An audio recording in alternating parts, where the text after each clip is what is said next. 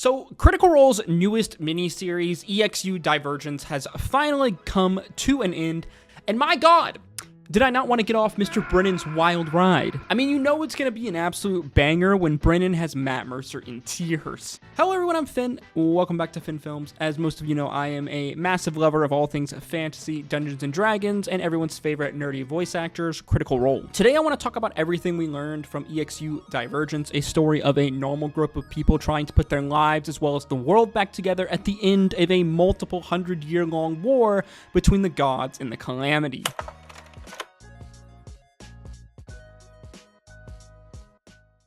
Each of Brennan Lee Mulligan's kind of forays into the Critical Role universe with the EXU Exandria miniseries, each of them have had their own very much unique story tone and storytelling themes. For example, EXU Calamity, which told the story of the beginning of the Calamity, a hundreds and hundreds of year-long war between divine brethren, and featured a powerful group of people who suddenly found their world turned upside down as they must sacrifice everything for the greater good. And then there's EXU Downfall, which told the story of the downfall of the Majocracy city of Aor and the many moral questions that came with this as our cast play literal gods in mortal form.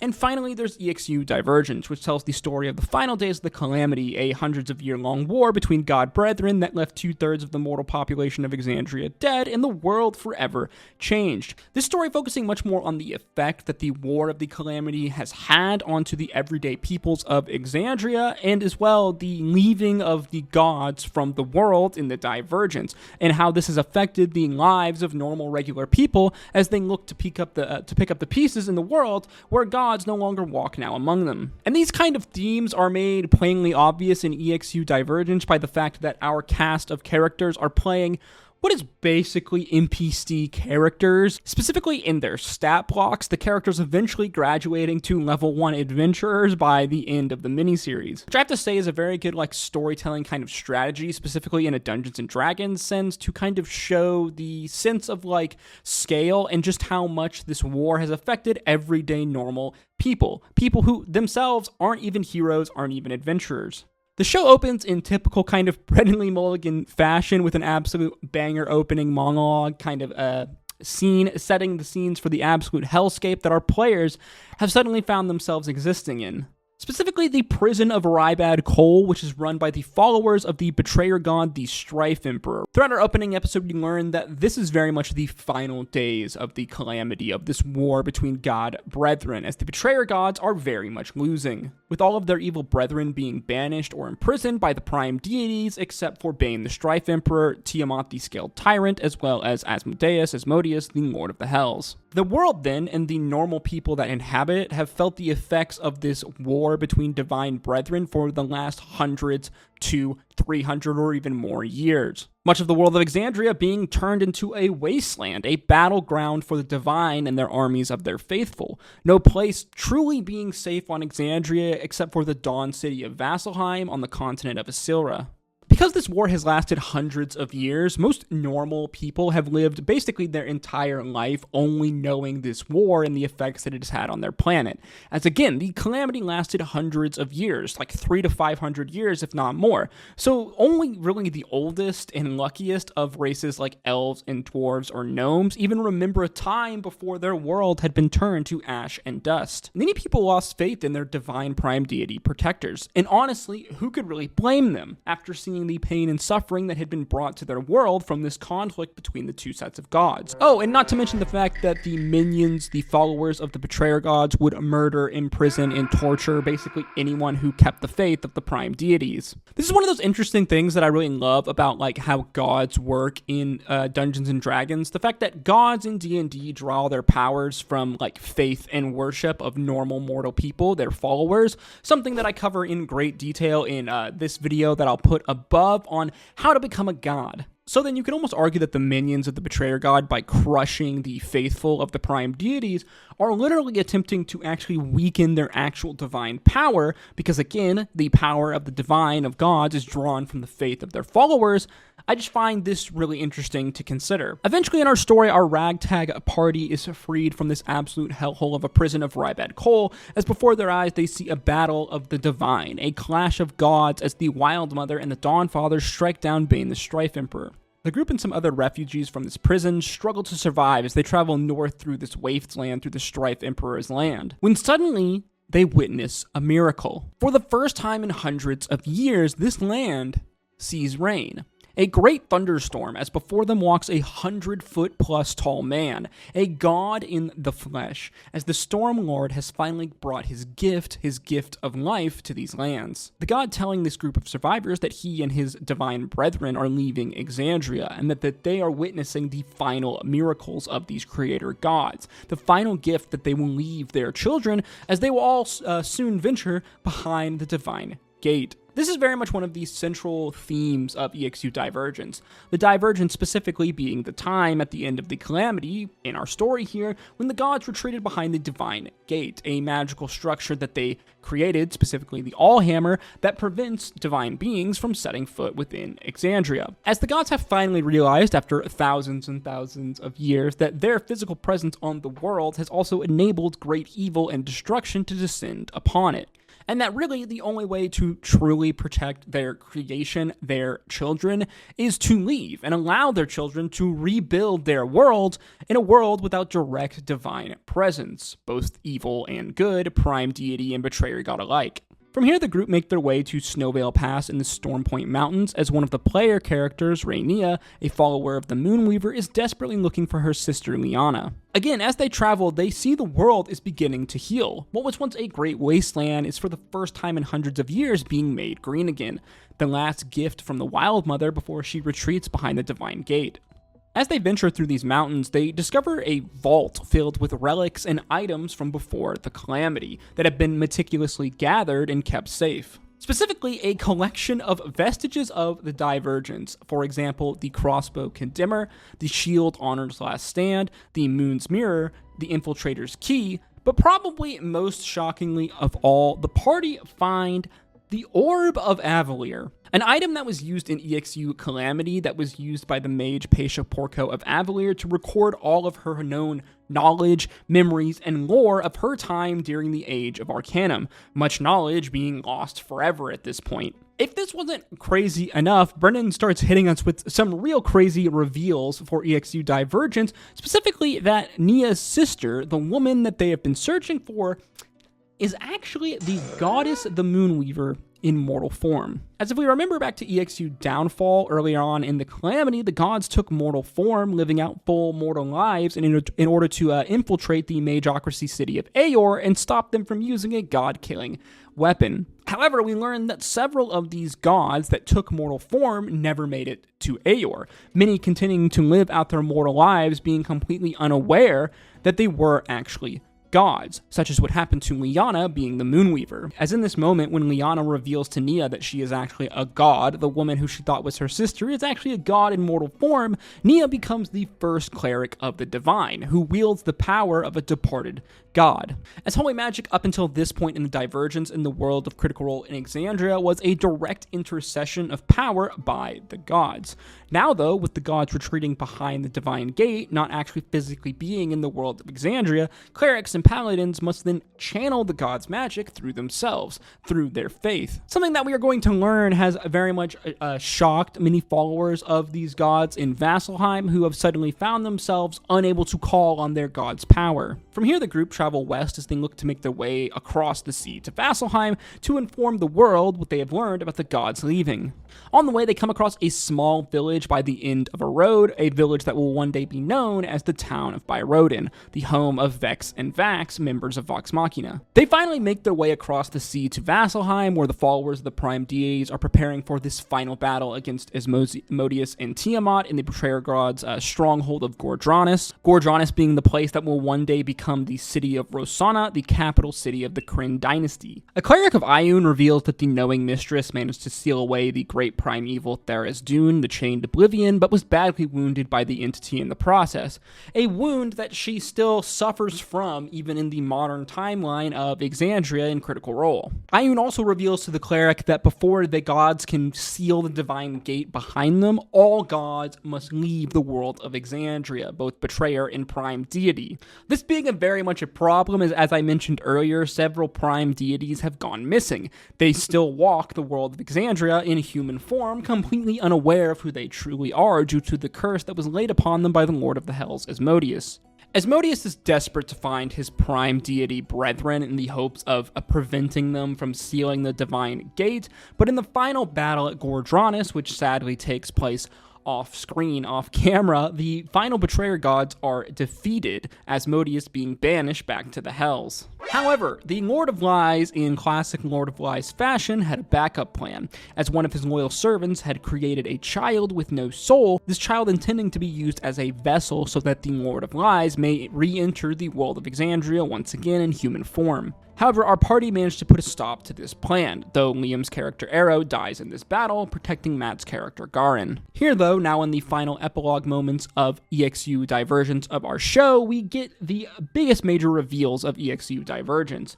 First, that Crocus, wielding the power of the Stormlord's vestige in the Orb of Avalier, has laid the groundwork for the monastic order of the Cobalt Soul in Exandria. Nia, being the first cleric of a god in this age of Exandria, remains in Vasselheim to teach the other followers about the new relationships with their gods, while Garin, Matt's character, builds a statue in memorial of Arrow in Vasselheim. From here, he travels back to his home of Uthor, where he helps to found the great dwarven city of Craghammer. From here, he travels to a swamp in Guisar, where a group of dwarves are attempting to build a settlement that is revealed to be the town of Stilben, the town where Vox Machina first formed all those years ago when Critical Role was just a home game.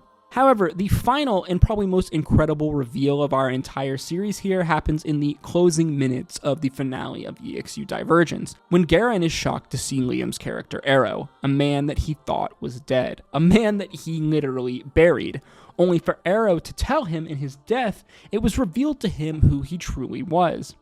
As great transparent golden wings flare out behind him, revealing Arrow to be the mortal avatar of Bahamut the Platinum Dragon, one of the gods who had been missing in human form for all this time. It took Arrow his full mortal life to remember who he truly was, and now it was time for Garin to do the same. As in, what I think is one of the best reveals and kind of emotional moments in Critical Role history is revealed that Garin, again Matt Mercer's character, is the mortal form of the Allhammer, the god, catching Matt completely off guard and leaving him in tears. Took my whole entire mortal life to remember who I was. And transparent golden wings flare out behind his back and vanish away.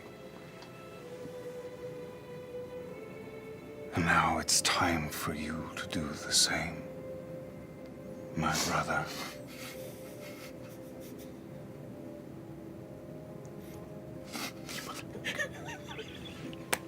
Gotcha.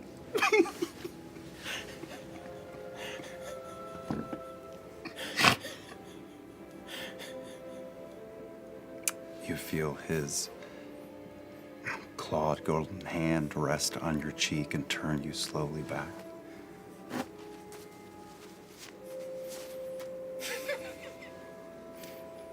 I know it's a lot. Breathe it in.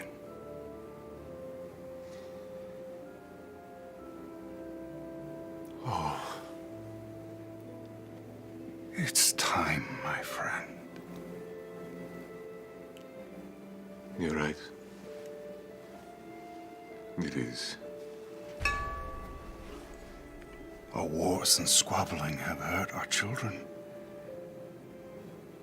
It is not right. It is not just. It is time we entrust our children to be stewards of this world that you created. This to me goes up there with an all-time Critical Role moment. I mean, Matt's reaction to this really says it all. He seemingly had no idea that this was coming, and I think what's even more poetic about this type of moment is having Matt's character embody the chief creator god, the Allhammer, seeing as Matt himself is the creator of this amazing world of Exandria. All of this comes from the brilliant mind of Matt Mercer, and to me, that's just a straight up cinema moment.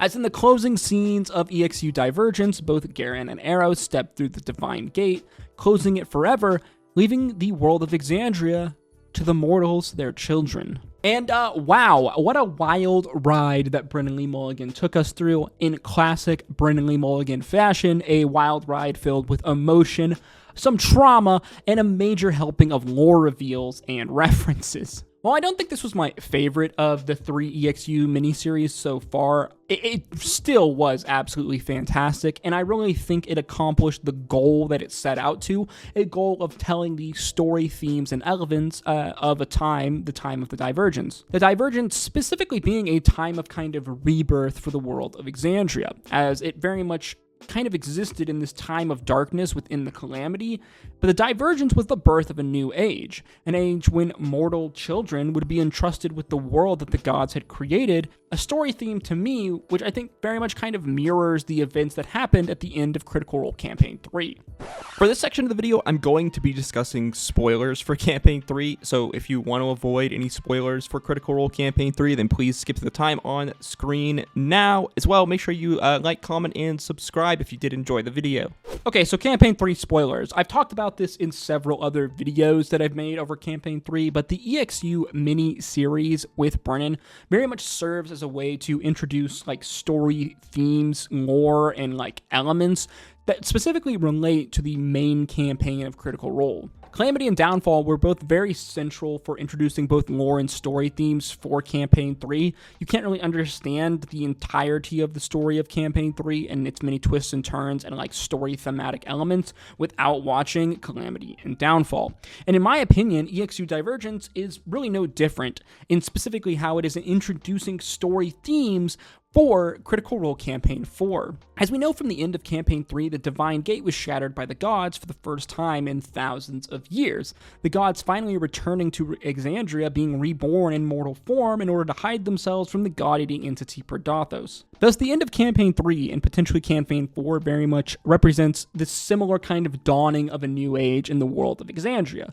A new age where divine beings will once again walk amongst their children in mortal form, living amongst them. It's really this theme of this kind of new age and new age between gods and mortals, their creations, that seem to be very much mirrored here to me in EXU Divergence, the end of Campaign 3 and what is potentially Campaign 4. This leading me to believe that Campaign 4 will very much explore this specific theme, where I would imagine that a central plot point of Campaign 4 will be this new world of Exandria, where gods once again walk amongst the mortals as mortals themselves. This relationship between prime deities, betrayer gods in their mortal forms very much changing the relationship with their mortal creations. While this is just a theory for Campaign 4 at this point, I do think that it is likely, as again, Brennan Lee Mulligan's EXU miniseries have served as a way to introduce deep lore and thematic elements into the main campaign. It's why they did EXU Calamity pretty early on in Campaign 3 when they did it. So to me, this very much seems like it is, in many ways, a teaser for kind of story themes and elements of the world of Exandria in Campaign 4. Again, though, this is very much just my speculation, so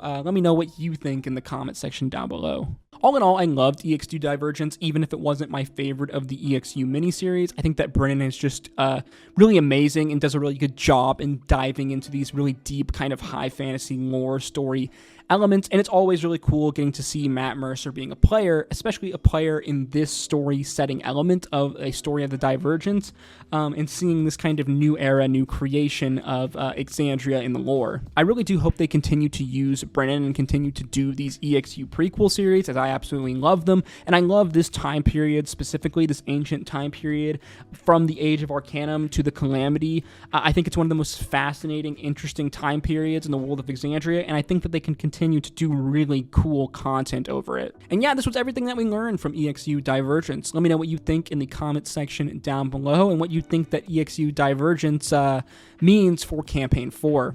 As always, guys, if you enjoyed the video, please make sure you like, comment, and subscribe, as it really does go a long way in helping to put this video into the algorithm. If you did like this video, then want to check out some of my other Dungeons & Dragons and Critical Role content on screen now. Once again, guys, thank you so much for watching. Until next time, stay safe out there. Peace, love, adu.